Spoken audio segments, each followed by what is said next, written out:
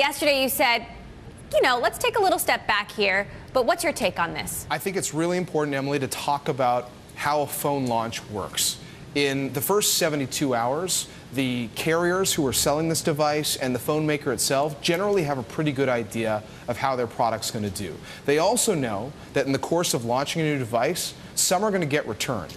There are things called buyer remorse policies that exist at carriers. They used to be generally 30 days. Now they've actually gotten shorter, more like 14 days, where you're expecting that some people are not going to be happy with the device, and they're going to try and get there before they can't, get their money back. Right, but more than they're buying them? Well, I think this is where the methodology of this analyst comes into play. So we spoke to one consultant today who does this for a living. They do channel checks, and they say to do a really accurate read of how a device is selling, we have to check in with at least 180 sellers of a device like this. Now, if you think about it, you add up the AT&T stores around the country, the dealers that work with AT&T or Verizon or whomever, the Radio Shack locations, the Best Buy stores, you're talking about thousands and thousands and thousands of places where this Z10 device is sold. So even if you were to find 5 locations where a lot of people are returning a device, or 10 locations, or 40 locations,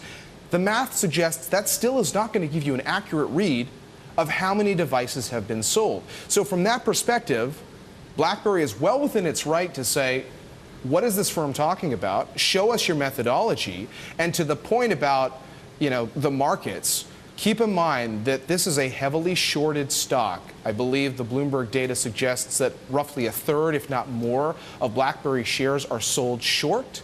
So that's the story. People play BlackBerry, if you will, from two sides. Some are buying the stock and some are selling it short. Well, they have another big launch coming up, the Q10, the one with the keyboard. Yes, and I think, and we talked about this yesterday, that getting a really accurate read on how this whole new BlackBerry 10 launch goes requires seeing how this keyboard device is selling in conjunction with the touchscreen device. And they staggered it in part because they wanted to make sure that people started using the touchscreen phone first, because they've got to compete with the likes of the iPhone and the Android devices.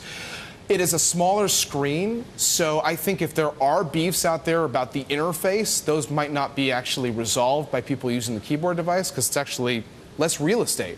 But obviously there are the people who like the keyboard device too. And obviously in the next few weeks, we'll get a good read on that. We'll be closely watching that one.